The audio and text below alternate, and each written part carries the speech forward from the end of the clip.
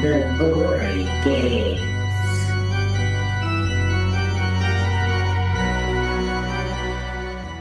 The Thing is a 1982 American science fiction horror film directed by John Carpenter. Oh. Well, or you can just say The Gory Gaze. The Gory Gaze. Welcome back to The Gory Gaze, the horror podcast where two horror fans slash up and bleed out your favorite. And not so favorite. So, you know what? We had a couple of steaks. We did the mistake of taking a nap right after. Yeah. And now we're just waking up from that bitch. No, literally. Yeah. And Stanley's like, should we just do it Saturday? I'm like, no, we're going to do this today. No, we're doing it right now. Yes. And it's a good movie that we're talking about today, too. We're talking about The Thing. The Thing. From 1982. Fuck off, bitch. Fuck off, bitch. And I'm really excited to talk about this movie, but we just waited too long.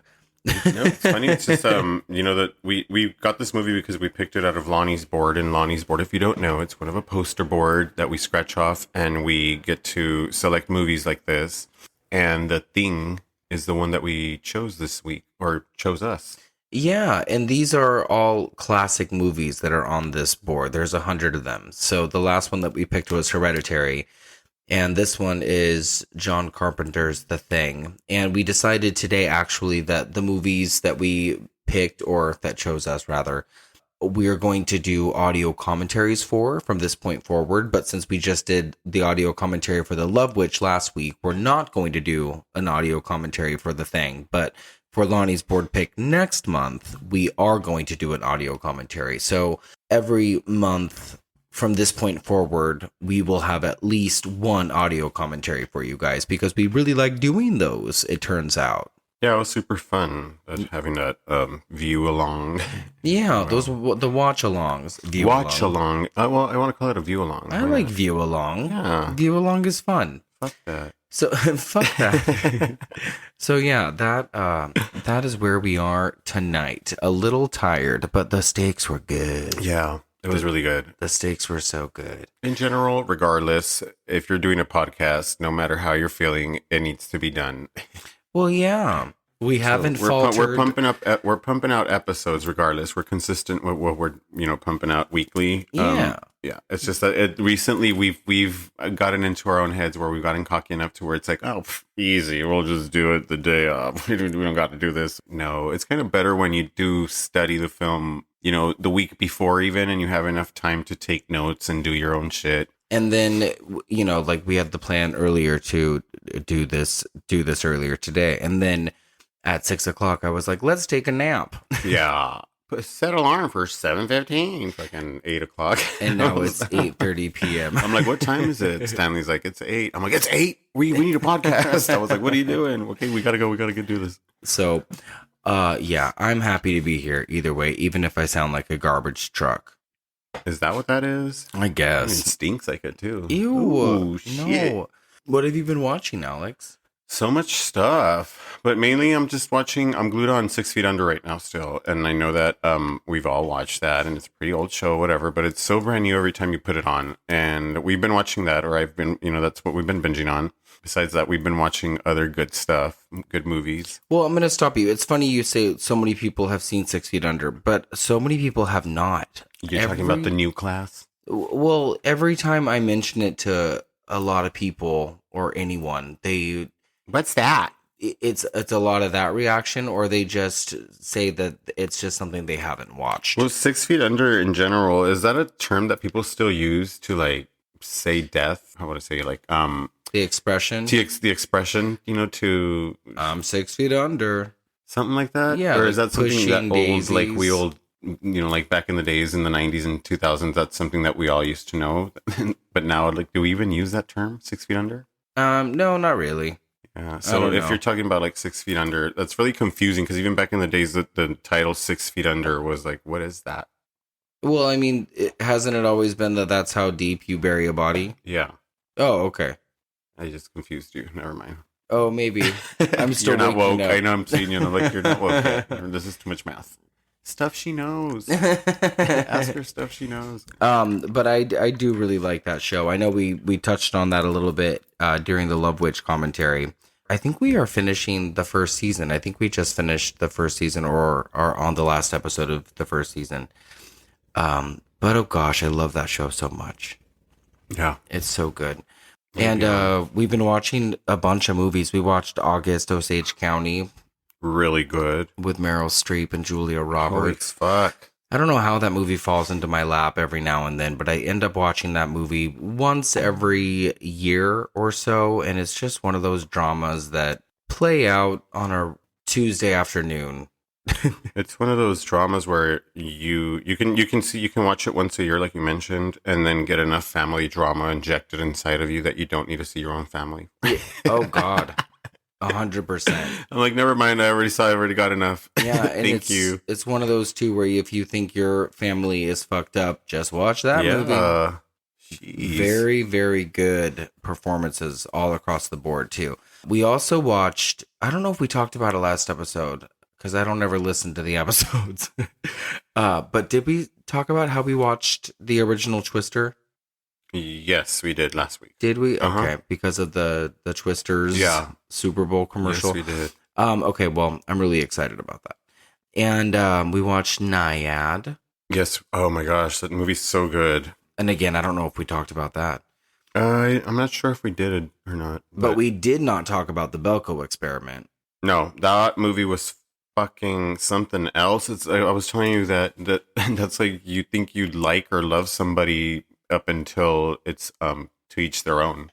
Yeah, and that's a movie that if anybody has let it slip on past them, they should you guys should check it out. It's directed by Greg McLean, who directed the Wolf Creek movies, and it's written by James Gunn. It's ooh. Unless your coworkers don't love you unless they're Peggy. And yes, we must protect Peggy at all costs. And spoiler, she dies. Yeah, really, we didn't protect Peggy. No. Those were the two most horrific deaths in that movie. Peggy's, and then that other lady, the one that Liesel. Was that her? The one that was pretending to be dead. Oh yeah, the janitor. Yeah. Oh my gosh, the way she dies is horrific. Oh gosh, yeah.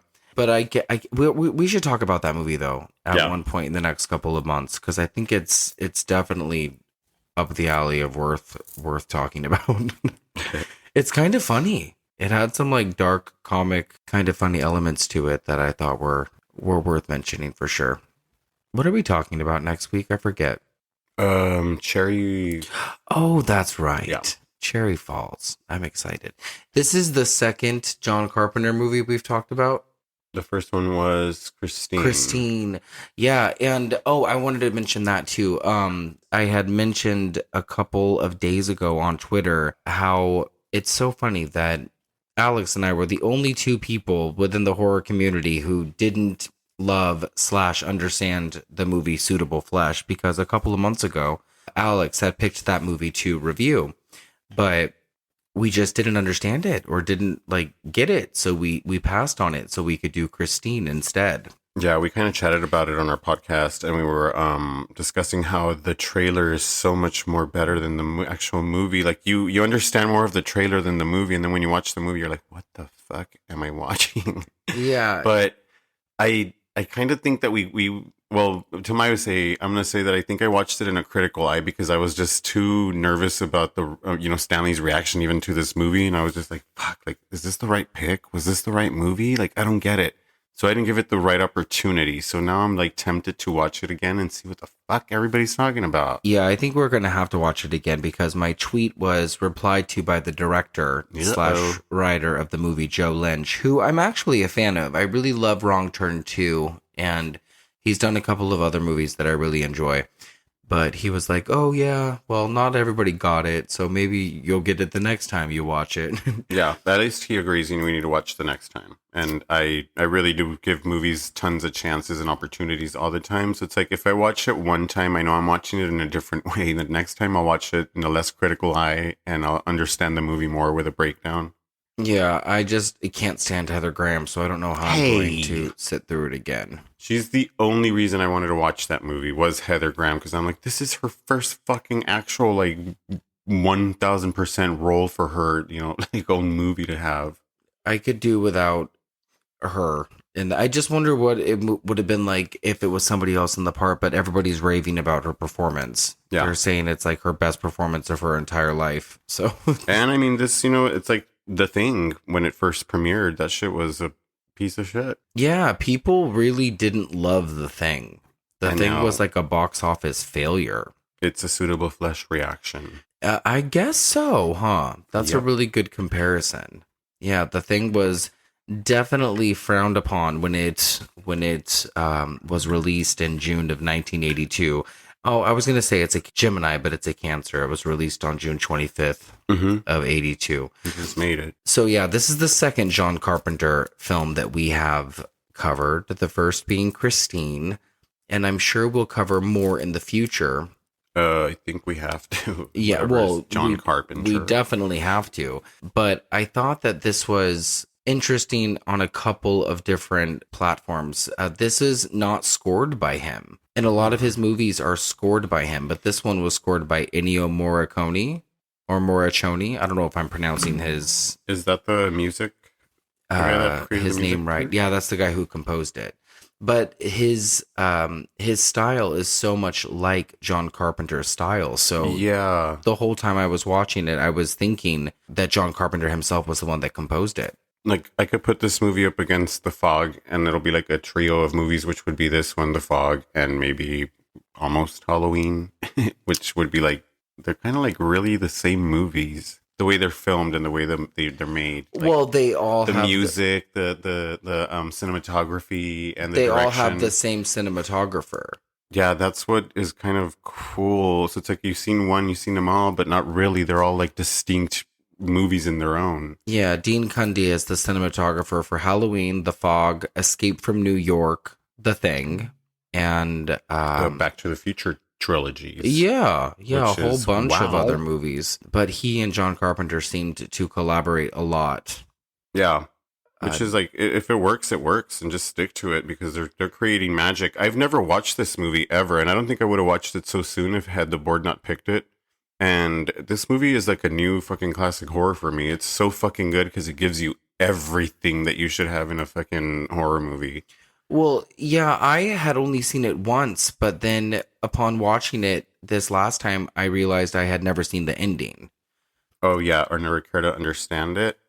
Well, either. So, like, I had never seen up past a certain point. Yeah. So the last like 7 or 8 minutes, I was a little underwhelmed this last time because I didn't recall any of it. But then I was like, wait, I actually haven't seen these last few minutes of this. So it took me out of it a little bit because I really liked everything that I saw up until the last like 6 or 7 minutes. Because that was the thing for me when you asked me, like, what'd you think about the movie? And I was like, well, I'm still in the movie. Like, I still feel like I'd never finished the movie because I felt like the movie began and it started in the middle of the movie, and then it ended and it still ended in the middle of the movie, and there was no beginning or end. Yeah. So I'm like, what happened? Like, what are we supposed to do with this? What's going on? Apparently, there is I always thought it was a remake, but there was a prequel that came out in 2011 called The Thing.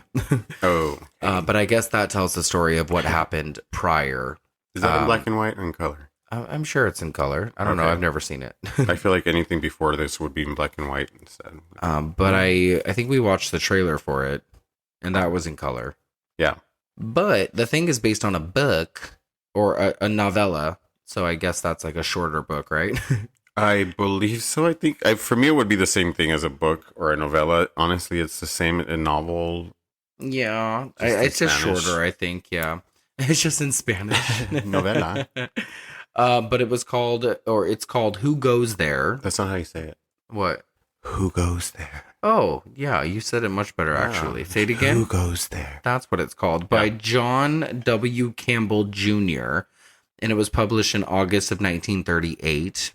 That was a long time ago. That was like Walt Disney was still creating theme parks and shit. The theme park wasn't even created yet. No. But so that was published then, and then it would eventually be turned into The Thing from Another World, which was a movie in 1951, and then that would become The Thing by John Carpenter. Really cool. So we have to start somewhere, and it usually starts in book form. Yeah. So I've never read the book. And see, that's the thing. There is no screenplay for this movie. It's the actual book, right? Well, it started as a book. Bill Lancaster was the one who wrote the script for this particular film. Oh, just changed the little words? Just changed some words here and there? Yeah, Burt Lancaster also wrote... Did I say Burt or Bill? Bill Lancaster. Burt is his dad. Bill Lancaster wrote movies like The Bad News Bears, and he also wrote an early draft of Stephen King's Firestarter, which John Carpenter was also supposed to direct, but that didn't work out for a couple of reasons. Apparently, The Thing is also a part of some sort of trilogy that John Carpenter has sort of created for himself. There is this one, there is In the Mouth of Madness, and there's one more. I don't remember which one he said it's a part of. I can't remember, but I'm going to find out. Find it. We got the damn time. I wonder if it was Escape from New York. I don't think it was. Oh, it might be. It was. Yeah. Yeah, because it's like some sort of apocalyptic thing. I'm going to find out. If I'm wrong, I'll correct myself. Because I believe Dean Cundy worked on Escape from New York as well, He did. Right? Yeah. Oh, I think something that should be said is that this was the first big production, like the big studio film that John Carpenter did. Wow. Well, he spent an awful lot of money for that time, and like, he didn't really make much off of it. How much money did they spend? Do you want to talk about this now? Okay. I think he spent about $15 million was the budget. They boxed office $19.9 million, so he only made about $5 million, and $1 million went to creating all the effects and the makeup and magic and all that. Wait, for what? the effects. Oh, really? Yeah. So $15 million spent on the movie, but $1 million worth, like, I think it was like $1.5 million was spent on the graphics and the makeup and all that stuff. Oh, that's right. And I had read that there was like a lot of money that was spent just on that one set piece with... the end piece? Where his neck like grows big and like, where he throws a bomb at him. What's his name? Kurt Russell throws a bomb at that. Well, that part. And then the other part with the guy in the red jacket. What was his name? Bennings? Oh my gosh, I just had a deja vu, you guys. Wow. Why? I pre-forecasted this podcast. What? How? It's so weird. I just had that. You just asked about the red coat, and I just remember saying Kurt Russell at the same time. I'm like, oh shit. Like, I've been through this before. Well, hey, okay, so since we're already here, let's just talk. Shit before. Let's just talk about the people under the stairs. Okay, so here we go. The Thing is the 1982 American science fiction horror film directed by John Carpenter from a screenplay by Bill Lancaster, which we already talked about, starring Kurt Russell. I'm only going to name Kurt Russell because this movie has a ton of people in it, and I particularly feel like they're not important, just Kurt Russell. If that's okay, unless you want me to name somebody that you feel is important or that would stand out to you. I mean, there's like 300 people in this cast. There's so many people. It's like, when do they die? 6 minutes before the movie ends. Basically, yeah. And I feel like I'll probably name most of the cast as I'm talking about the plot. Yeah, because it was kind of, there's so many of them that it's so hard to put the name to the character. I mean, the character to the actor's name. And I thought that Copper and Blair were the same person. I thought Blair was everybody. Yeah, for the first like half of the movie. So... Yeah. Okay. Yes. Cinematography by Dean Cundy, of course. Someone we are all familiar with, which we discussed. He's worked with the Halloween, The Fog, and Back to the Future trilogies and other movies as well. Edited by Todd Ramsey. Music by Ennio Morricone. Are you familiar with him? With anything else he's done? Feel like I should be. Yeah. Distributed by Universal Pictures. And we have a release date that you had mentioned, June 25th, 1982. And I'm going to give you some scores off of our Rotten Tomatoes and viewers. So for Rotten Tomatoes, I have 84%, 92% audience score, which I believe the audience more fair because they're watching it now more than back then. Yeah. IMDb, not IMBD, 8.2 out of 10. And which now we're including Letterboxd because we're part of the family. 4.4 out of 5. And that's about everything I have for numbers and people under the stairs for you folks. So Ennio Morricone, or whatever his last name is, he has done music for movies like Tie Me Up, Tie Me Down, Days of Heaven, The Mission, The Untouchables, Bugsy, and The Hateful Eight. Girl, what is going on? Those are all sound like elementary gangs. He won an Academy Award for The Hateful Eight. And I think that there was something about how the music for The Hateful Eight, how it was used in The Thing. Yeah. So Tarantino confirmed that the film would use 3 unused tracks from the original soundtrack for The Thing. Nothing that we've heard on the film. Well, it was unused music, okay. yeah. But what's funny is that The Thing, this soundtrack was nominated for a Razzie Award, which is like the anti-Oscars. Like they nominate like what's bad. And so this movie was nominated for the worst soundtrack of the year. But then the songs that were used for the Hateful Eight soundtrack, they ended up winning an Oscar. Oh, wow. So that's a little interesting. That is interesting. Give it to the non-horror movies, as always. I know, yeah. So I think that we should also mention that this movie was filmed in Juneau, Alaska. Yeah, part of it being Juneau, Alaska, and parts of it in cold storages in Los Angeles, around Los Angeles, which is kind of cool. Yeah, I don't know where exactly in Juneau this was filmed, but they claim Juneau nothing. that yeah, they claimed that principal photography took place in Juneau and lasted 12 weeks. Then the filming moved to the Universal lot where temperatures drastically raised. That's nuts. It reminded me so much of like I used to play 007 on Nintendo 64, and this is what it reminded me of a lot. Like the sets looked so much like this video game. It was so weird to me. I'm like, where am I? What bunker is this? This is like the video game from hell. These are like, Yeah. I'm not good at video games, but these are probably the video games that I would have played. And then there's a torch. What is it? A flamethrower? I'm like, hell yes. And the flamethrower is its own character. It's, and I was like, flamethrower. But I believe that in a lot of places that have a lot of snow, they usually use those to like clear paths, right? Like they melt the snow with flamethrowers. I have no idea what a flamethrower is for. To kill fucking aliens. I'm going to look it up right now. A flamethrower is $3,500. I can tell you how much it costs. That's a lot. It is a ranged incendiary device designed to project a controllable jet of fire, first deployed by the Byzantine Empire. Am I an idiot? Am I saying that right? You sound like Willy Wonka. Flamethrowers saw use in modern times during World War I and more widely in World War II as a tactical weapon against fortifications. Jeez. What is a fortification? I'm not sure. Like, I don't know. Oh, it's a military construction designed for the defense of territories in warfare. Or like forts. Exactly. Right. I didn't realize how big of a part that fucking flamethrower played, though. Like, get the flamethrower! And it's like been waiting years to be woken up just to fucking do its job. Gosh, and boy, does it. Does it ever. I don't think they'd get anywhere without that flamethrower. Yeah, it was filmed in Alaska. They also did some filming here in LA. They did some stuff in British Columbia. There was no women in this movie. Aside from the voice of Scream Queen Adrienne Barbeau, who is the voice of the chess opponent that Kurt Russell is playing with at the beginning of the movie. Yeah, he's a chess wizard. Is his sticker that he has on the computer, right? Oh, I missed that. Yeah, right below it says chess wizard. I mean, what else are you going to do out there? Yeah, really. Did you catch what any of these guys actually do? No, I didn't. It's like Meryl Streep asking everybody on that table, that movie that we were watching. Who are you? What do you do? What are you doing here? They're her daughters. That's so funny. It came out the same day as E.T. the Extraterrestrial.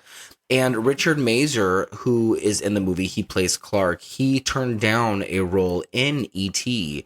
to play in this movie.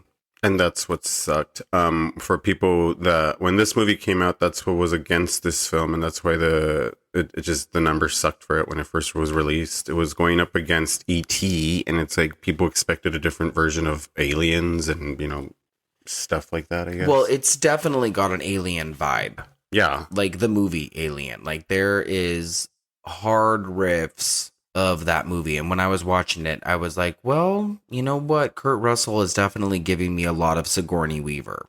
Yeah, it felt like very superhero-y, you know, like very sci-fi to me, superhero-y. But it is super hoary, super gory and horror, like horror vibes. Yeah, it's type. not. What was Olivia. That was Olivia shaking off. Oh my God, it shook the entire fucking apartment. I heard that. Holy like a shit. helicopter. I thought we just had an earthquake. But Fucking yeah, Kurt Russell shows up. it definitely received a lot of negative reviews though. Like Yeah. like someone called it the quintessential moron movie of the 80s. That is so dumb. People just didn't understand it. Like I wouldn't have if had it not been for this podcast where I literally have to break down these films, I would not understand some of these movies sometimes. I mean, what is there to understand though? Like it's a creature feature. It's an alien invasion movie. Like I said, it starts in the well. That's why I had to understand it. The second part, I'm like, okay, I get it. It starts in the middle. There is no beginning.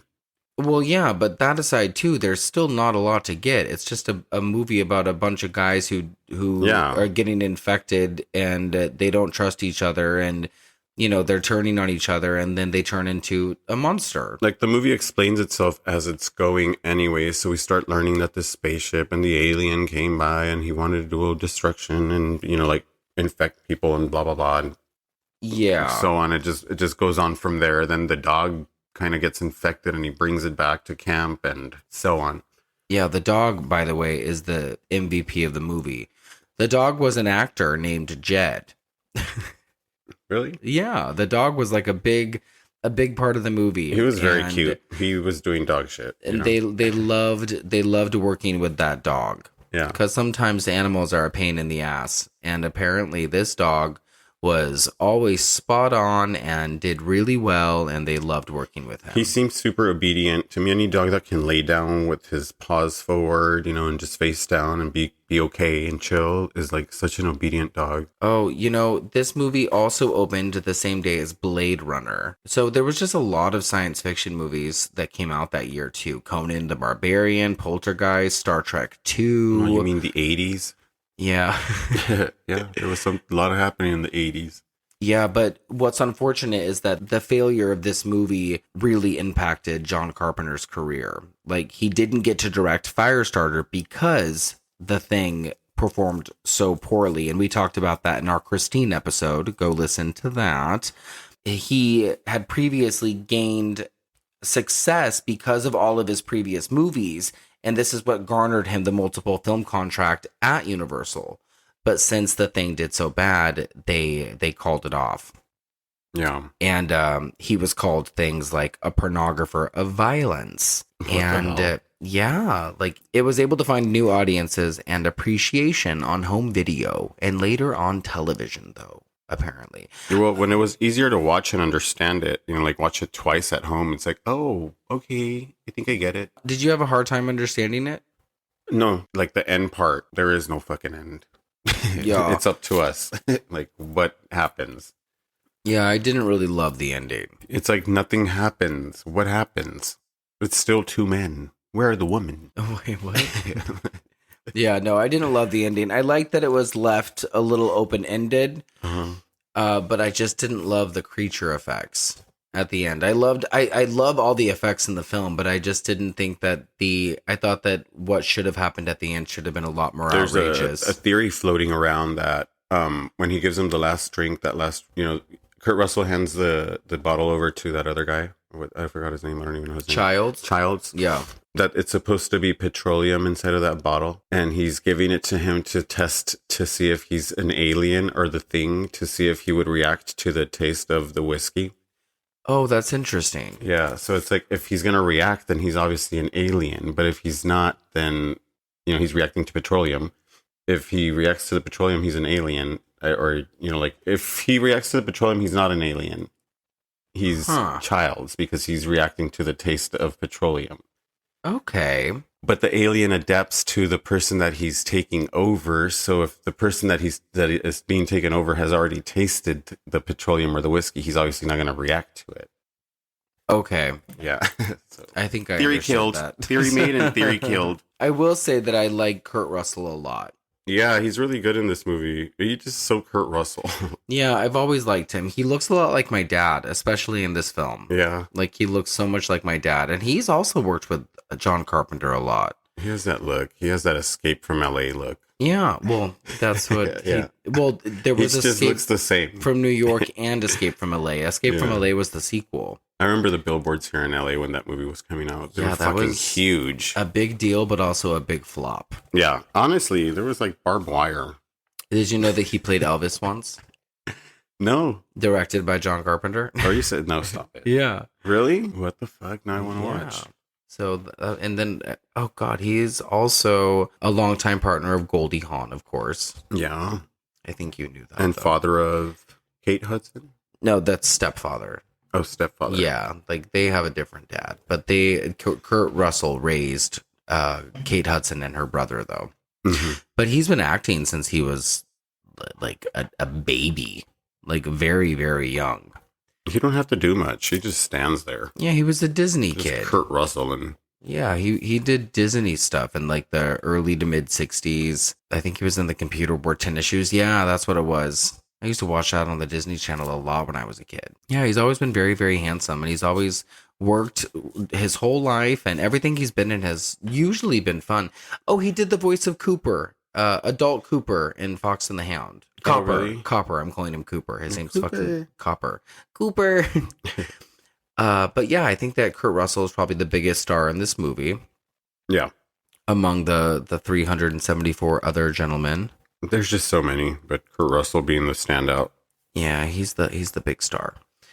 So there are no sequels as far as we know, but there is that remake that we talked about. This movie is considered a classic. As Alex said, it's on a lot of top 10 lists, top 100 lists. It's got a bunch of standout moments that we'll get to. And it might have been considered one of John Carpenter's least or less successful movies at the time, but it's definitely got a cult following now, for sure. And I like I said, I like it. I didn't not enjoy my experience. It's not my favorite of his movies, but I was not bored. Yeah, it's just that the way that this movie was made, and I think that everybody that all the actors in this movie really delivered, because they really made you believe like what was happening and where you were at, and they kind of like made you fall into the paranoia that they were all falling into, and like the claustrophobia and like everything that they were going through is like, you kind of felt that as the audience, like you were like, you know, panicking with them and creating these own versions and stories of your own, you know, like way out of this. And like in my own head, I was like, fuck that, to each their own. I'm getting out of here. Yeah, it's scary when those kind of situations arise, because you are not really given the idea that these guys have known each other for a very long time. Like it's kind of left to you. I mean, this was 82. And they completely made me believe like this was really so stressful and was really happening to them at this very moment in Juneau, Alaska. They were going through this shit, you know, with this alien. Oh, and it's set in Antarctica. Oh, no way. Oh, yeah, you're right. Yeah. But I mean, the filming and character wise and like all that stuff, like it made me believe like, okay, I get it. Did you get any HIV stuff out of what was happening with all the blood and all, like the fact that this was all guys like stuck here like and it's the early 80s? And not at all, but I see like the whole running away from the blood thing, and I kind of see it, but no, I don't know if I didn't get that vibe at all. Well, the blood testing itself has been alluded to the epidemic of HIV, and people have compared it to that kind of conversation, or it has been talked about in that sense. Yeah. Well, there's always room for something. Yeah, people will choose their own lens to look at it through. But I kind of thought about that kind of stuff, though. I even wrote in my notes, wow, what a fucking sausage factory this is. Yeah. It happens. But yeah, John Carpenter gets really offended when people dog this movie, because he really likes it. This one and Christine, he thinks are two of his favorites of the movies that he's made. Of course. Well, he's learned to love, right? Because I thought he wasn't happy with Christine as well, right? I think he really liked Christine. Yeah. I think we talked about how he really liked Christine. Yeah. Oh, Rob Bottin. I wanted to talk about Rob Bottin, who did the special effects. He also worked on The Fog, and he would go on to do movies such as RoboCop, Total Recall, and Basic Instinct, which are all directed by Paul Verhoeven, who directed one of my favorite movies, Showgirls. And he also did The Howling, Legend, and Fear and Loathing in Las Vegas. And I think he was really young when he did this movie. Wasn't he like in his like early 20s when he started with the effects on this film? I might be wrong. Who knows? You're probably right. Yeah, he was born in 59. This movie came out in 82. He was like 22. Wow, that is super fucking young. That's wild. Start creating some shit. Yeah. Okay, so yeah, I think that this would be a good time for us to just start talking about the movie. What do you think? Yeah, let's get in there. All right, guys, let's unearth this UFO and start talking about the thing. The thing goes like this. I'm ready to go hide inside of a man. Oh, shit. Well, why though? Why? Or what does it go? How does it go? I don't know. I'm asking you. It's nothing better than to hide inside of a man or some shit like that, right? Man is the warmest place Man to is the hide. warmest place to hide. There you go. The thing goes like this. I'm not paying attention. Mayday. Mayday. Anyone hear me? Over. This is U.S. Station 31. You read me? Found something in the ice. We need some help down here. Can anybody hear me? We found something. We found something. We found something.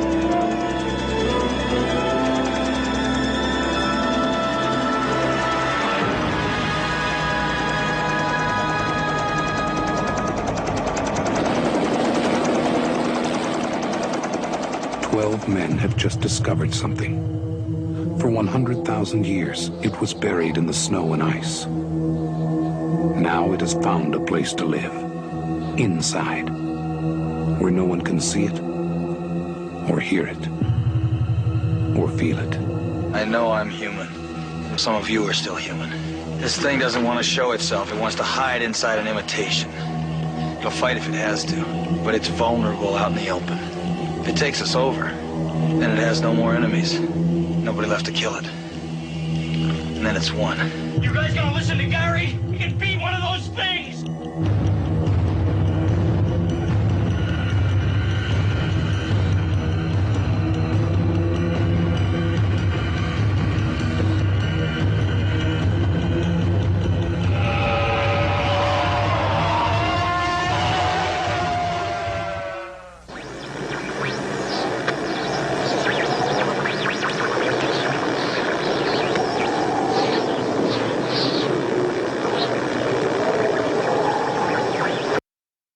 Okay, we open in Antarctica, and it's winter, and it's 1982.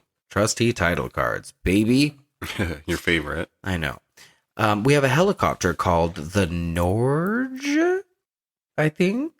Yeah. Is what it's called, or the Norwegian. The Norg. Norg. Yeah, Norg. it's a Norwegian helicopter, and it's chasing a sled dog across the snowy mountain plains of Antarctica.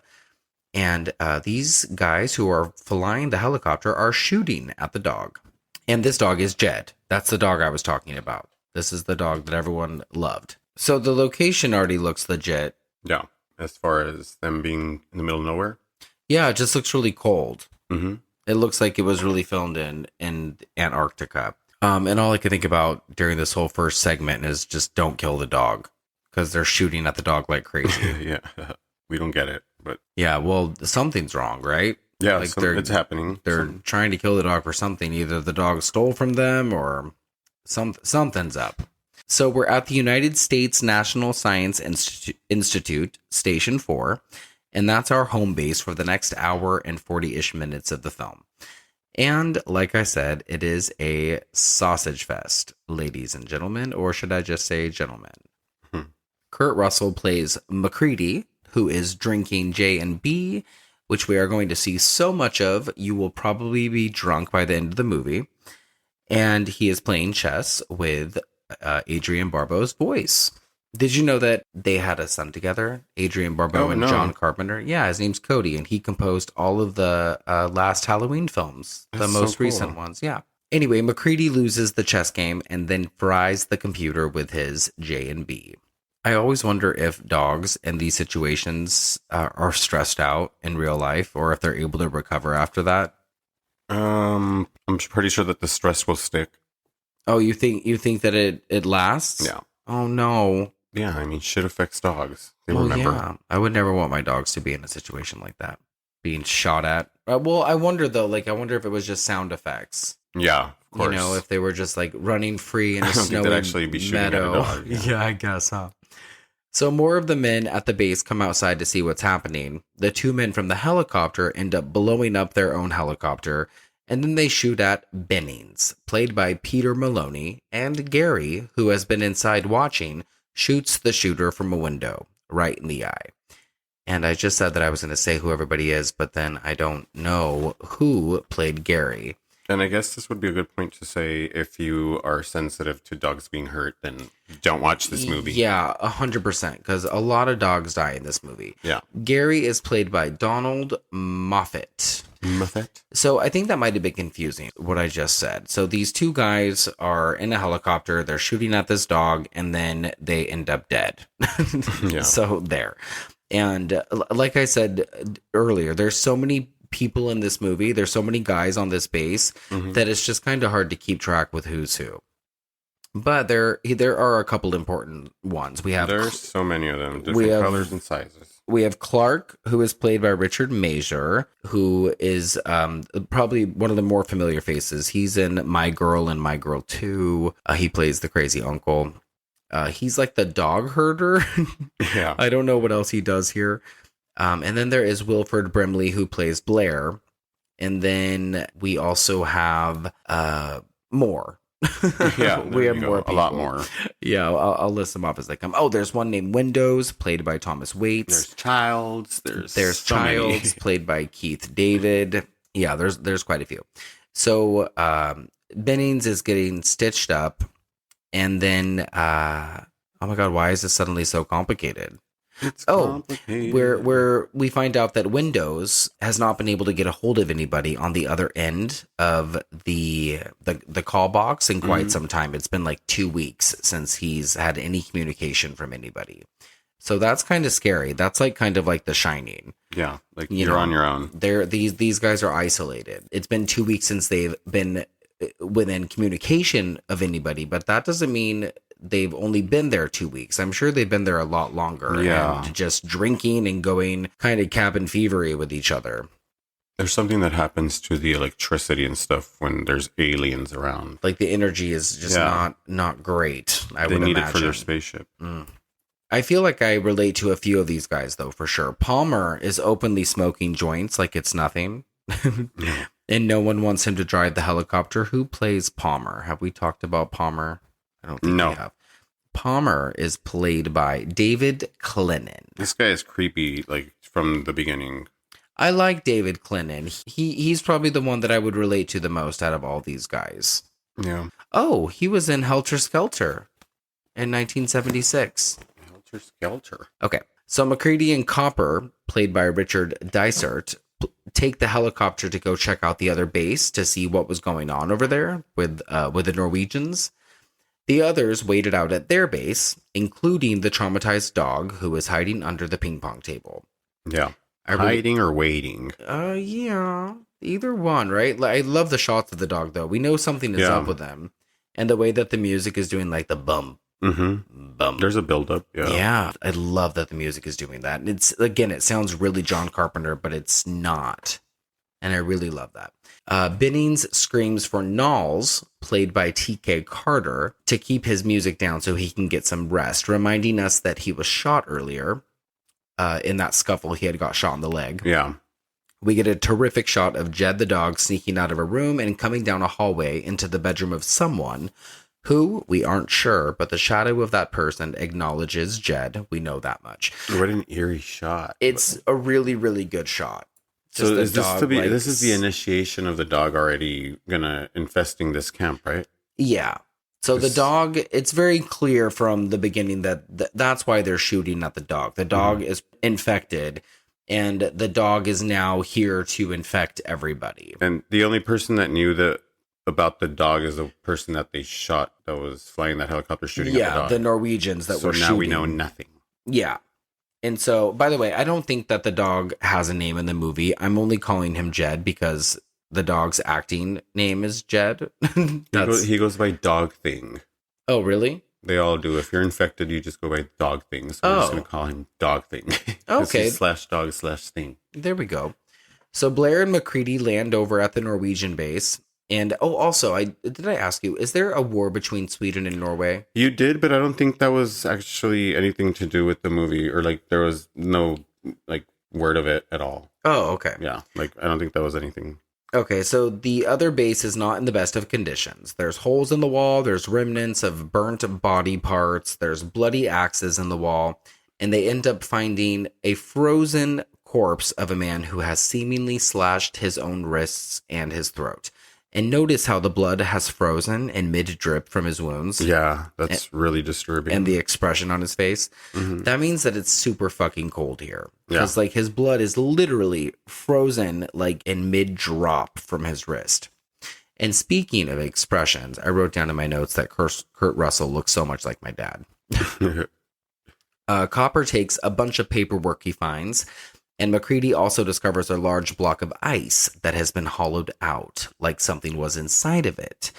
Doc thinks they found a fossil, but McCready wants to know just where the fuck it is. So they go outside and find, a thing. The thing. Now, this is a man or something. It's like a bunch of conjoined body parts.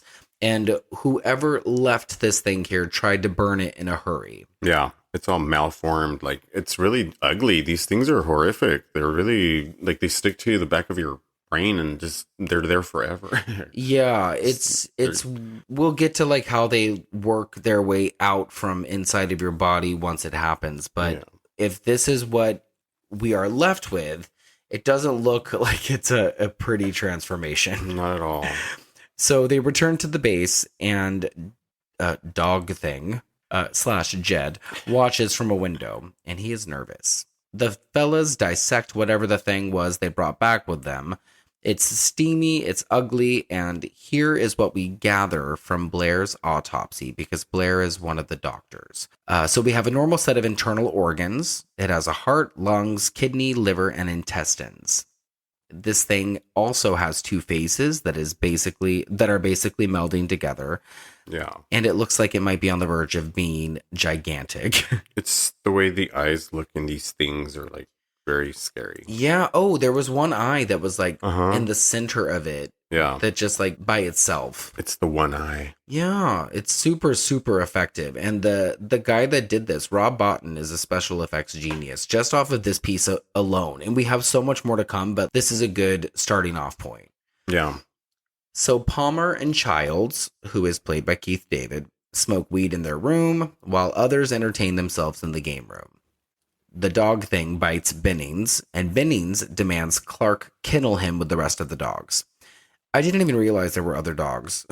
No, but I mean, they use them for sleighs. Yeah, sleds. Sleds. Yeah, so did this dog come from somewhere else, or was this one of the dogs that they had that had escaped? It was one of their dogs, I believe, because the guy that plays Uncle in My Girl, what's his name? When he goes back to him, he recognizes the dog. So the dog's obviously theirs. Okay, so it had just escaped. Yeah. I see. The way the dog enters the kennel is so fucking scary to me. And the way that he just lies down. Bless you. Oh my gosh. Yes. Wow. But I think that part's really scary. And I knew right away as soon as he laid down like that he was going to fucking kill all those other dogs. Well, I didn't expect it to happen the way that it happened. I was like, that dog is going to eat all your other dogs. Yeah, I was kind of expecting this to happen off screen. And I didn't expect us to get this weird, sloppy gory show that we end up getting. Yeah, the worst part was the dog that was trying to get out and like ripping through the fence. Oh my God, So yes. desperately. This is literally like pretty horrific. Okay, so Clark leaves, and the moment he turns off the light and exits, the dog that I've been calling Jed, but we're now going to call Dog Thing, starts to morph and transform into it's the tail. thing. Like this, they just turn into the thing. There's like two of everything: two heads, two tails, two noses, two ears, two eyes, like everything. That's this nasty thing. Yeah, his face splits open. Yeah. And the tongue laps out, and it's like 10 feet long, and there are tentacles that start to grow out of his fur, and they look like licorice vines, like those licorice they're all ropes. weeping around, and it sounds like fucking Palm Springs in the summer. Yeah, oh my God. That So, loud noise. It also grows spider legs on both sides of its body, and Yeah. like the noise that it makes when those spider legs shoot out of its body is like, it sounds like bones breaking. It's Yeah. so gross, and it looks like this dog is in so much fucking pain. And then it starts to shoot slime at the other dogs in the kennel. It's like the scream that it lets out too. Yeah, and that's the thing, is that this thing, whenever it opens its mouth to like make noise, it emits this horrible howl. Yeah. And all the other dogs are going batshit, by the way. And like they're all good actors too, I should say. Yeah, I just would have been quicker. Like, well, what the fuck's going on with my and there's dogs? that one dog that you were mentioning, who is biting through the fence. Yeah. They're all really trying to get out. Yeah. And it's really scary. I have to sneeze now too. Fuck. God damn. So Clark's slow bitch ass goes in, and we get a great jump scare as some of the dogs escape. The only jump scare. Yeah. Oh, there's a bunch of them. I know, I'm the only one. Like, where did he jump from, dude? He came from way up there. Yeah, it's like someone threw the dog right at him. And then that's when Clark sees the horrific creature in the kennel. And then McCready can hear the chaos, so he hits the fire alarm, and all the men gather in the kennel area, Childs with the flamethrower, Yeah. and then we get another insane special effects piece. And I don't even know how to describe what this dog is turning into, or is not turning into, or what is actually happening, but it's not pretty. So do you want to give it a shot, Alex? I don't even know, like, honestly what it is. Like I said, it was just like eyes, noses, tails, dogs, gruesome, furry. It has a mouth like a Venus flytrap. Like, it's wet with blood. I can't even explain this thing, honestly. It's just so many pieces of everything, and I just counted 2 of each. It's very gory. It's very gross. It's just, you just have to see it to believe it. Like, Yeah. if you haven't seen the movie and you are interested, just Google the thing. Kind of looks like when you're cooking birria and you throw a... For all you Latinos out there. Yeah, honestly, like when you're cooking birria and you throw the chivo into the pot. That's what it looks like a cooked lamb. Okay. It's like In stew. Osabuco. It's so weird, yeah. Yeah, we're going full throttle here, aren't we? This is definitely a creature feature. Like, this is just messy. And I want to really give a shout out to the special effects team Honestly, here, because well this is why we're watching this movie. Like, the actors do good. The direction is very good as well. And there's a lot of fear induced because of the isolation on hand. But it's the special effects that we are here for. Yeah, really. Just so we are clear. The final one, which we'll get there, is kind of like my favorite. But And see, that's my least favorite. not the final one. Like when it's getting there, when he rips his head off. Oh, that's my That's- favorite yeah, but too. we'll get there. Yeah, we'll get there. Okay. So Childs torches this current thing, and then they extinguish it. I'm like, why don't they just let it fucking burn? You guys are turning it on and then extinguish it right away, and it's like it's still breathing. I know. And then they say later on, like, this thing is still moving. Like, no shit, because Well, you you're guys not haven't killing killed it. it. So Blair does another autopsy on this one, and and he reveals that it's an organism that will imitate other life forms perfectly upon digestion. Ugh. Yeah. So this thing wasn't done digesting the other dogs, though, which is why it looks like this. Halfway. So it's like, how much time do you need, bro? Hurry up! Like, Yeah, it's interesting. I'm a little confused on the timeline of how much this thing needs to digest something, because that's what I'm saying. later on when it gets to Bennings, it takes like 5 seconds. Yeah. So I don't know if it has any rules necessarily. So that was something I had a little bit of a quibble with, but again, the effect payoff is so good that it's forgivable. Yeah, how fast does it happen? Yeah. Good question. Blair questions Clark about the dog and the other dogs, and it's obvious something is probably wrong with Clark. Out of the performances, I do want to say that I also like Richard Mazur, but I'm biased because I like him in everything that he's in. He also had a short stint on Girls. Did you ever watch Girls? I don't think so. He's so good in it. Okay, so the men watch videotape that Copper took from the Norwegian base, and the video showed that the Norwegians...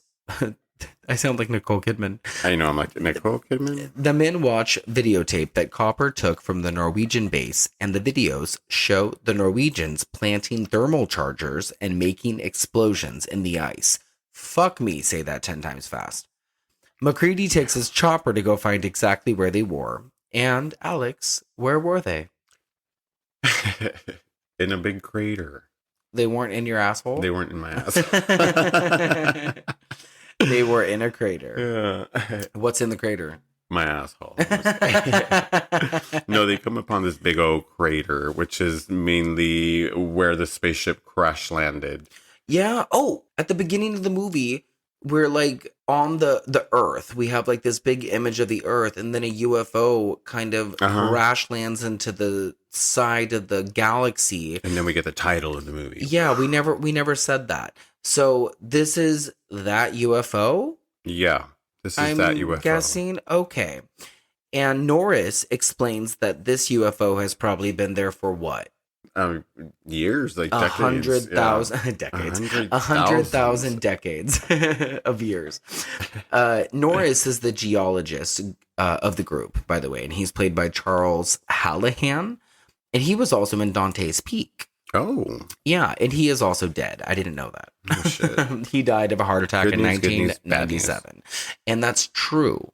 He is actually dead. I Googled this because I wanted to find out what he's been in recently. But his last film credit is the year 2000, although he died in 1997. They find someone standing over an empty space in the snow. And I don't know who exactly is standing over the empty space, but this is indicating that the thing crawled out from the crater and froze in the ice. Yeah, to preserve itself. Yeah, that's what happened. So we get some UFO talk back at the base, who believes it and who doesn't. Palmer says they're the chariots of the gods. They practically own South America. He says some of the most fun stuff. Yeah. But I like that we're considering this, and I like that none of these guys are necessarily discarding the idea, like especially since it's right in front of them. So they're not like, oh, we're being presented with hard evidence and we're just going to blow it off. Yeah. Because I hate it when movies do that shit. I like the old school computer animation sequence of the assimilation and the blood cell stuff with the dog blood. Yeah, I do like that too. And this is when we find out that that the probability of one or more team member being infected is 75%. And the projection, if the intruder organism reaches civilized areas, it will only take 27,000 hours for the world to be infected. Oh, goodness. COVID all over again. Yeah. Oh, my God. This movie was before its time. Yeah. That's fucking John Carpenter for you. Just before his time. He really was. And all these calculations are being done by Blair, who we find out is drinking very heavily and has access to a gun. Let's go. And then we are about to be spending time with someone named Fuchs. And he is the assistant biologist, just like everybody else on the fucking base who's an assistant biologist. Oh, I was right. Richard Mazur is the dog handler. Mm-hmm. So Joel Polis is Fuchs, and he wants to talk to McCready. I don't know who Fuchs is or what what he's doing here, but who gives a Fuchs? Who gives a Fuchs? But he wants to talk to McCready, and he wants to talk to him alone outside where it is 40 below. I didn't really consider how cold it actually is out there. It must be fucking freezing. Until they say it out loud. Yeah, I'm reminded of this one time I had hair. And this is like 2008, and I had just got out of the shower, and I went outside to go walk this dog I had, Daisy, rest her cute little beagle soul, and my hair froze to my fucking head. That's horrific. Because it was negative 18 degrees outside. Yeah, it was negative 18. I know. Can you imagine? We're in California and we're going through the winter right now, and it's fucking cold for us. Can you imagine a fucking Nuts. Antarctic and winter? It's nuts, dude. Yeah. So Windows wants to burn the creature. Bennings says they can't because it's a Nobel Prize in the making. Yeah, of course. And so they cover it up. It's drippy and oozy and also moving when Windows leaves Bennings alone with it. And this is something I also didn't catch the first time I watched it. I saw that it was dripping, but I didn't realize that it was moving under its blanket. That is so gross, right? The way this is happening is like the most traumatizing scene in the movie. The way this guy walks into this room and he's just like, he just watches this guy being like tubed up and sucked up by this thing. Yeah, it's really, really fucked up the way that it happens. And before that, Fuchs tells McCready that something is happening with Blair and that he's locked himself in a room and he's not coming out. And that in the notes that he has found in Blair's room or in Blair's possessions or whatever, that he has said that there's still cell activity in the burnt remains, like we've already talked about. Yeah. And then Windows finds Bennings being consumed by the thing when he comes back into that room. Yeah, it's this metamorphosis type thing that's happening. Yeah. And so, yeah, that's right. They go back in for Bennings and he's not there. Yeah. And then they end up finding him outside and they surround him and they see that he's not human. They see that his hands are like all monstrous and weird. And that fucking scream, that howl that he lets out. When he opens his mouth, he lets out that crazy ass screech. What was that movie with those aliens too, where they would just open their mouth and that scream would come out? Oh, I feel like I know what you're talking about. Yeah, it was a simple name for this movie, but I forgot. Was it Legion? No, it's another one. Fuck, I forgot the name. But if you remember, let me know, because I feel like I know what you're talking about. I remember like these people would just like float and like they would just like shake and like you let out this horrific oh my God, like, scream. That sounds scary. Whatever you just did as well was super scary. But the scene is scary, right? Yeah, it is scary. Very scary. Yeah. Even like, this whole scene is super scary. And they light his ass on fire. Yeah, McReady gets the blowtorch and just fucking burns this thing to shit. Yeah, and that's when I was like, oh my God, this flamethrower needs its own name. Yeah. And also, how are there still so many fucking men left in this movie? There's so many men, but this is where they started to realize where the fuck's Blair. Well, and this is, wait, what? Oh, Blair. Yeah. Oh, okay. I was like, wait, see, that's what I mean. I was like, who's Blair? I was like, out of all these folks, we start realizing at this point of the movie, where the fuck is Blair? Well, and that's when McCready sees Blair run away from one of the covered vehicles outside. Yeah. And we see that Blair has destroyed that vehicle.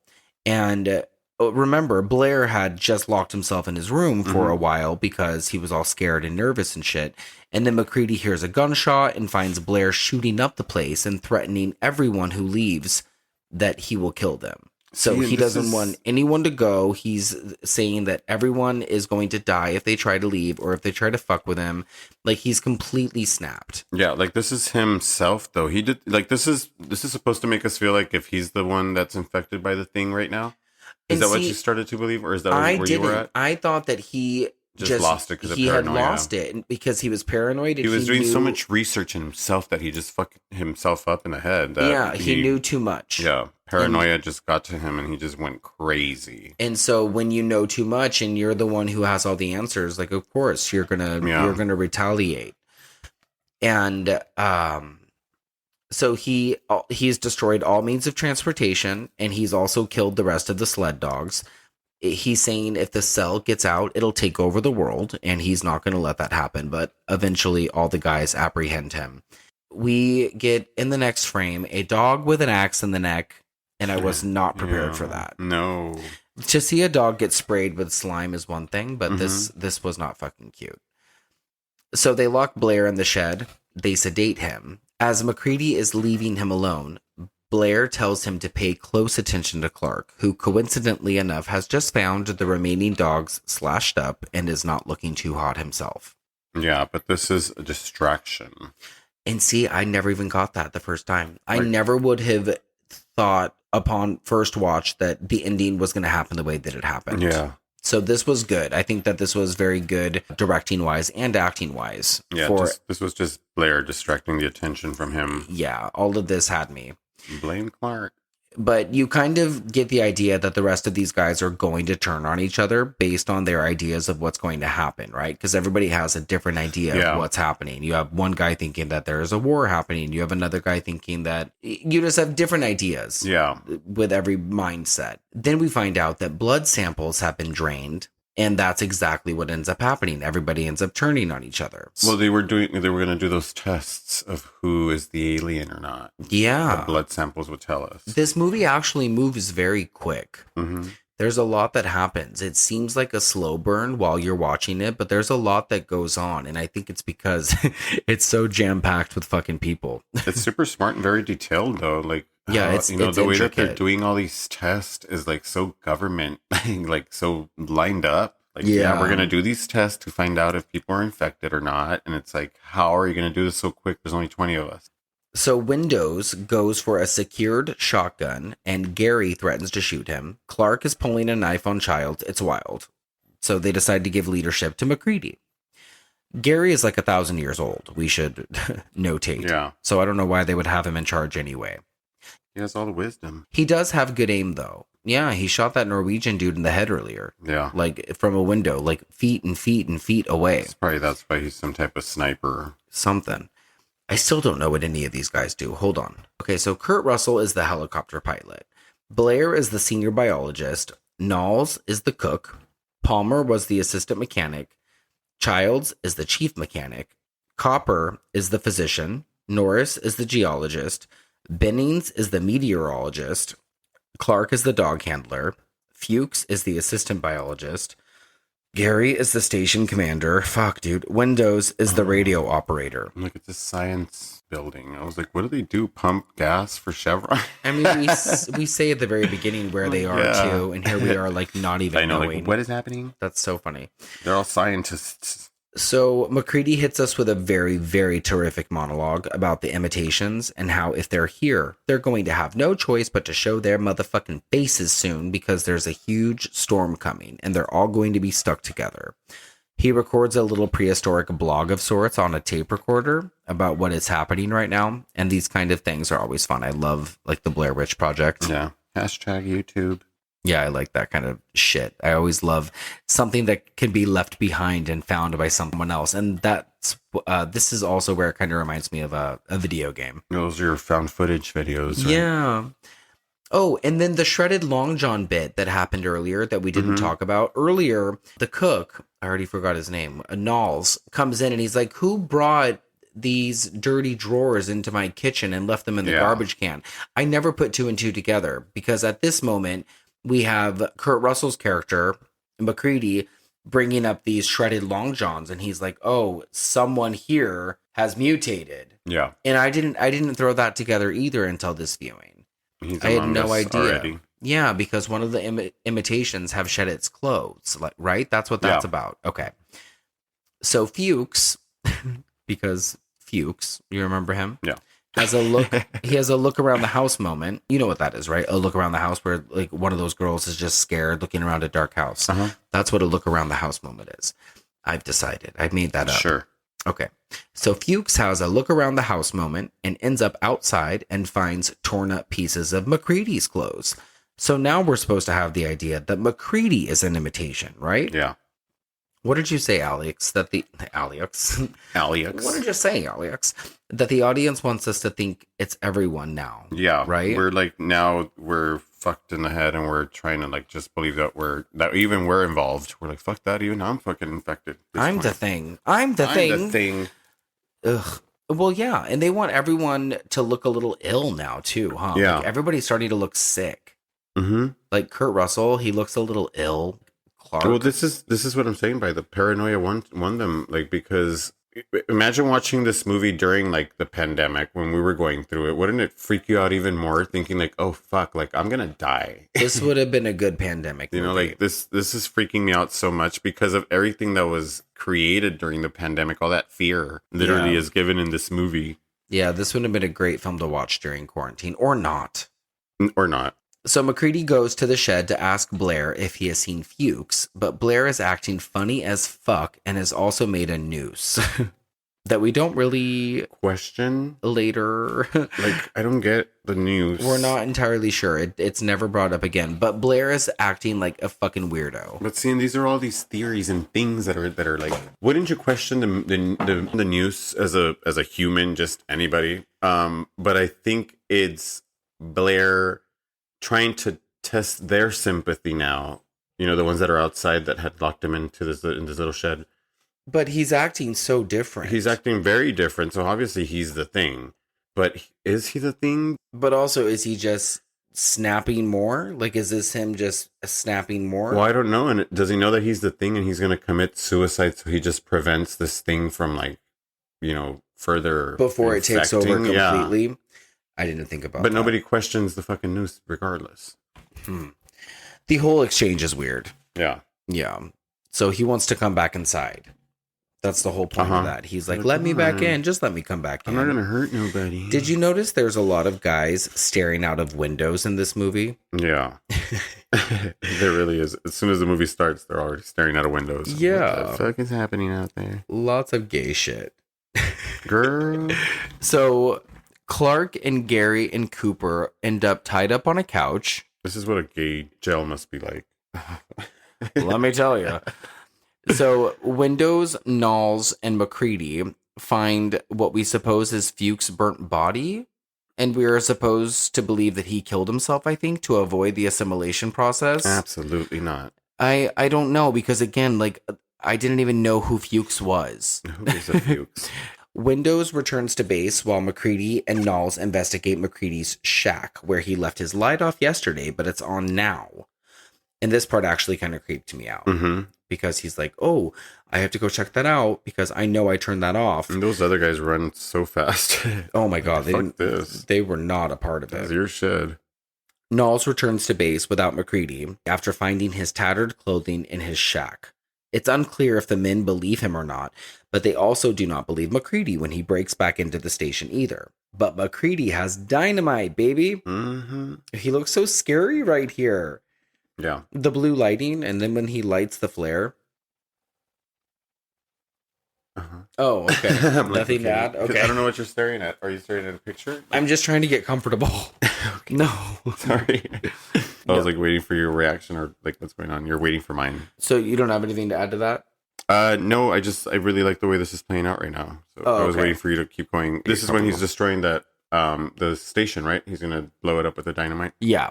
So Norris has a heart attack throughout all of this, which is ironic because that's how he died in real life.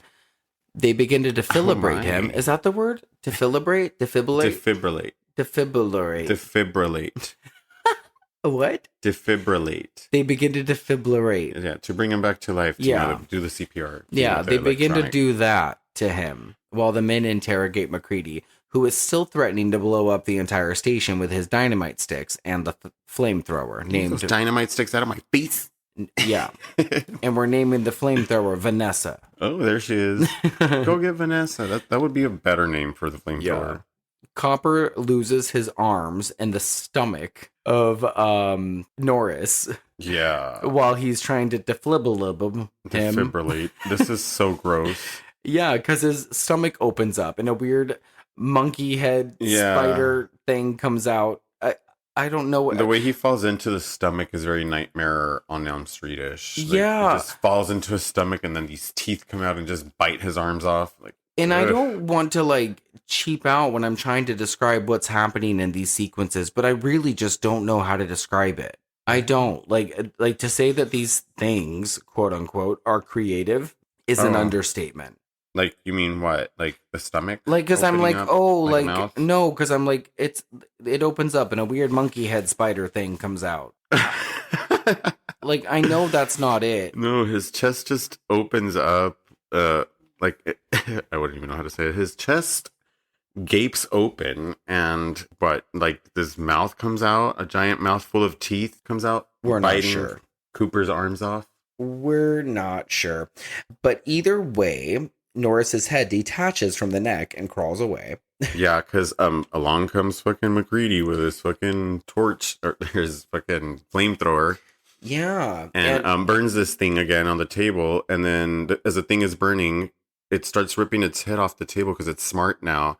So now it's going to let the body burn, and it's going to let the body burn. It cuts its own head off, and then it falls off the table, and it goes and hides away while all the other men are believing that it's already dying because this thing is on fire on the table. Yeah, it's really, really gnarly. And the noises that it makes and the way that it looks when it sprouts antennas out of its head. It's those fucking antennas. And if you've been to Palm Springs in the summer, you know what I'm talking about. Every time these things grow fucking legs, I want to puke. Yeah, it's really gross the way they feed it, right? Those little warm little antenna things are like spinning around. It's just the nastiest thing ever. It's really gross. It's a lot. And then it crawls away. And it's not gross like in a dumb way. It's gross like in a scary, I don't want to see that ever in my life type of way. I mean, it's kind of funny. It is funny. Like, there's a little bit I don't want to see it. There's a little bit of a hilarity to it. It smells. But it's just awesome. It smells of death. It's awesome. So, more McCready threatening everyone. More of the 400 remaining guys giving each other blowjobs. I mean, giving J&B girl. Giving us red herring vibes. McCready shoots Clark in the forehead when he comes at him, so we know McCready ain't fucking around anymore. McCready hypothesizes that the thing demonstrated that every part of it is an individual life form with its own survival instincts. Now we see why fucking McCready is a star. McCready, goddamn. Should have been McCready. I know, huh? And I got that last part from Wikipedia because I had to find something that made me sound smart. I feel like this movie's a little, I mean, it's not like a terribly smart movie, but it's a bunch of guys, man. It deals with a lot of like medical government sci-fi stuff, you know? So I just wanted to throw something in there that made me sound a little bit. It's not that hard, Bo. Oh, come on. RKO. I love that McCready, if you shorten that to Mac, there's also another character named Windows. Oh, I'm not the first person that so smart has caught that. There he is. Did you get that from Wikipedia too? To make you feel smart. I can't be the only one. I mean, Mac and Windows. Come on, that's hilarious. All right, give me another one with Blair. Okay, the Blair Witch. There you go. Okay, so McCready or Mac has Windows help him draw everyone's blood so they can test putting the blood against a hot needle, or in this case, a hot wire. If it reacts, then they're obviously the thing. I hate this kind of shit. I hate finger anything. Slicing, it's just as awful as nails being ripped off. What about when you entered your circle with your sisters, and how do you enter? With perfect love and perfect trust. There you go. Poke your finger. Kurt Russell has the bluest eyes. Really? Yeah, his eyes are so blue. You don't think so? Well, that's because his hair is so gold. His face is like so yellow like a summer in California. Okay, relax. Oh. I was just talking about his blue eyes. Let's talk about those buns. Turn around. Oh my God. Which he does. There's a lot of camera action. Always positioned towards his booty. Jeez. Well, I mean, he's the man. Back in the 80s, like this was how you sold this movie. Was Kurt Russell? Like Kurt Russell behind? Yeah. Can you imagine how many ladies must have loved this movie back then? Not a lot. All the Ma's. They probably hated this fucking movie. Really, oh, Kurt Russell. In that gory sci-fi movie. I'm not watching that. Your father wants to take me out. I'm not going. I'm not. Oh. So Copper and Clark were both uninfected, by the way. So this means that Blair was infected? This means that Blair has been the witch this entire time? Yeah, she was trying to throw everyone off by telling McCready that Clark was the one to watch. Running around building her own little spaceship, bitch. We're all going. Yeah. Oh my God. Wait, are we there yet? Oh, no, we're not. So, okay. No. So Palmer's blood is the one to react, and Palmer's body, we are never doing this late again. Yeah, Palmer's body reacts, and it starts to like shake and shiver and do that howling thing. And then his face melts and splits open, and he attacks Windows. Sorry. Yes. I'm literally falling asleep at the wheel right now. So, okay. So Palmer's blood is the one to react. Yeah, this whole moment right here is this blood is like weak, weak, weak, weak. Yeah, and Palmer's body transforms, and his face melts, splits open, and he attacks Windows. Yeah. McCready destroys both of them. This was so good. The effects are all practical and they're just outrageous. Like the way that his face just fucking explodes. Yeah. And then he's like on the ceiling. What the fuck? Oh my God. It's so outrageous. I love was that like, this animal though, this thing is like probably the coolest. With that head like that. Yeah. I think that this part and then also the part where Norris opens up his chest. Oh, hell yeah. And then the head part where the head is falling off. Gosh, this and, movie is just really fucking good. I think those are my favorite parts. Yeah. So everyone else does the blood test, by the way, and they're fine. They're okay. Yeah. All 65 of them. Uninfected. The whole army can go on. Gary, McCready, and Knowles find a small spaceship of sorts that Blair has been making underground. We have all these scientists, but they're stuck here. It's like, build something. Oh, come on. They're not all scientists. One is a dog herder. The other one's a meteorologist. Yeah. Okay. Well, he's studying tornadoes. What is he doing there? You're in the wrong movie. You're in the wrong continent. You're in Antarctica. Yeah. I guess he studies weather. Well, the weather, starts from there. So, yeah, this motherfucker's been digging tunnels and making spaceships under this shed he's been locked in over the last 24 hours. But McCready throws dynamite down there because he ain't going to be responsible for this thing spreading its icy wings. Not so fast, bitch. And we also learned... Fuck off, bitch. Fuck off, bitch. And we're also learned that the heat has been blown out. And within 6 hours, it'll be 100 below and everyone will die from freezing. But that's what the thing wants. It wants sub-zero temperatures so it can freeze and sleep until its own rescue team comes. How dramatic.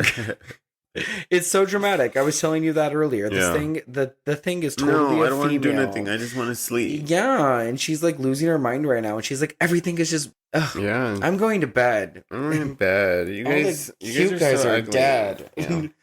This Kurt is the Russell Bachelor. doesn't like me. This is the Bachelor. Yeah, the generator's gone. Whatever that means. What does a generator do? It works with gas, and it just like it's like an engine where it just pumps out electricity. That was a stupid question, huh? No, not at all. Some folks don't know. Oh. Maybe. Either way, they decide to bring the building down. When Blair attacks Gary, I straight up gasped out loud. Oh yeah. Yeah, first off, I don't think I understand the way that military stations work. Like their layouts kind of confuse me. Yeah, can somebody show us? Yeah, so why are they underground? Like how exactly are they in this underground layer of a basement? And what the fuck? Like I understand they're going to blow up the station, but like now they're underground, like in tunnels? I don't know. Well, yeah, but I'm pretty sure that there's tons of tunnels because you're trying to hide off the radar. Like you're trying to keep yourself off radar, right? I guess. Yes. Maybe. So yeah, Blair attacks Gary. Blairy attacks Blairy. Or it's just a way to keep warmer. Oh, you're still on that? Yeah. Okay. I'm like, yeah, wait, you fucked me up. Blair attacks Gary, and it's really cold here. Kurt's got icicles in his beard. What? Did you notice that? No. He's got icicles in his beard. And this is where we get the final thing revealed. The final thing. Yeah, the Blair thing. Countdown. It bursts out from under the ground, and we get more head splitting, big teeth, chest ripping stuff, but it's very quick. And Yeah. Kurt screams, "Fuck off, bitch!" We need a Nev Campbell cameo that says, I've seen this shit before. Yeah. Get on with it. Yeah, get on. It's this alien with Yeah. spider legs again. And it's like, Sigourney okay, Weaver. we've seen you. Yeah, so I feel Kurt, like watching aliens now. Damn you. we Sigourney. just did. It's the same movie. Yeah. Kurt blows up the thing with dynamite. What? And that's that. He was so happy too. He loved that dynamite. He did. He was very happy about that dynamite. Destroying was. barren base, wandering through barren roots. Okay. Oh my god, I kind of lost my mind here at the end. Sorry, guys. So that's that. Wait, no. That's literally it. No, then McCready or what's his name returns, right? Oh, I mean, I just meant like that's it. Oh, the thing is dead. The thing is dead. Yeah, that's they done. blow it up, and that's the end of it. But That was a really dumb ending. I hope it's you not said you gone. liked it. No, I mean after what happens right now. Oh yeah, well, Childs appears with his flamethrower, saying he had gotten lost during the storm while chasing after Blair. Yeah, right. And then they hang out together, wondering if they should trust one another or not. And then they share some booze as the movie ends on the burning station. This is more for the audience to be like, okay, which one of these two is the thing? Yeah, and they want you to think that it could be one, it could be the other, it might not be either, but it's probably one of them.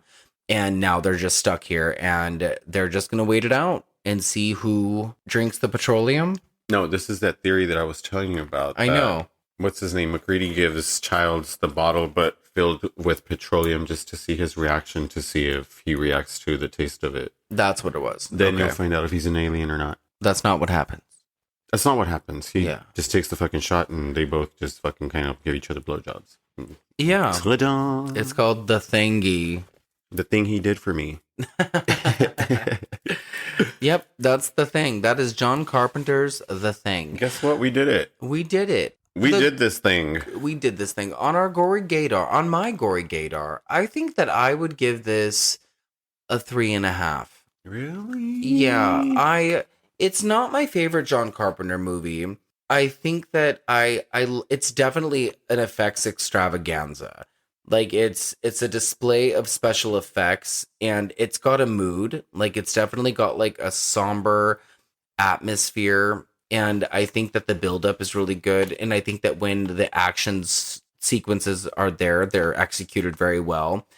I think some of the effects could have been better. I think the ending was kind of rushed. Like the movie's not short. Like it's an hour and 50 minutes. It's nearly 2 hours. And like I said, it starts and it's in the middle of the movie, and it ends and it leaves you in the middle of the movie. So it's already action packed, like since the beginning. Yeah, I feel like fucking helicopter shooting at a dog is how it starts. I feel like the ending was a little rushed. Yeah. But the acting was good. I feel like that the movie could have had 5 characters only and made its point. It did not need everybody else could have been talking through a radio. Yeah, it didn't need so many characters.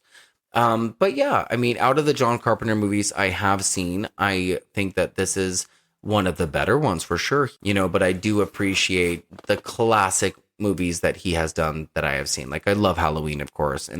But I mean, I'm a weirdo. Village of the Damned is my favorite of his. Yeah. And, a lot of people would disagree. So what do you think on your gory gaydar? What would you give it? I would absolutely give it a 4.5 on my side because I think this movie is a really good movie and it was really well made. And I think that the characters really did such a good job in portraying every single part that they were meant to play. And this movie would creep me out at night if I was watching it by myself at 3 a.m. It has tons of like traumatizing horror for me, is things that stick to the back of my brain that I can, if I close my eyes and I'll remember it, it's like, oh shit, I can't sleep because it scares me. This movie did that for me. This was against so many movies. It existed in an era that there was so many other movies that it can be compared to. And of course, it probably wasn't the best or the scariest or the most horrifying one or the goriest one at the moment. But because people are appreciating what was made back then, we appreciate what they had back then and what they used as opposed to what's being used to modern movies that are being made today with all this fake graphic shit. I feel like the characters alone scared me. Like what they were going through, the paranoia and everything that they were living in at that moment, like scared me alone. Like being in Antarctica, like stuck with this illness that is just going around, cabin fever and paranoia all around. That shit freaks you out. It's scary. Everything you said about the whole, like the way the makeup and the effects, I like that a lot. It scared me. And I feel like I would definitely give this a 4.5. To me, it's a new classic horror movie that I think I would like to watch over and over. And I would probably find new things in the movie every single time that I watch it again. You have a long list of movies that you're going to be watching at 3 a.m. Yeah, and this one's one of them. Like, I just like to be freaked out. Like, I like to be freaked out. And this movie, because of those howls that it lets out, that one scene with that one fucking eye, and these creatures, these like half morphed, half human, half animal things are very scary. Like, they're done very, very scary. And what they had to work with back then is like, this is magic, dude. Yeah, I think given the time period especially, they did a lot with what they had. Well, I'm glad you liked it so much. Yeah, a lot of people seem to have come around to this movie as the years have gone by. No way, watch this movie. It's super scary. Yeah, how do you think it fits in with our theme of love hurts? Well, you can ask me if it either hurt me to watch it or if I loved the movie. Okay, and? I love the movie. Okay, good. How about you?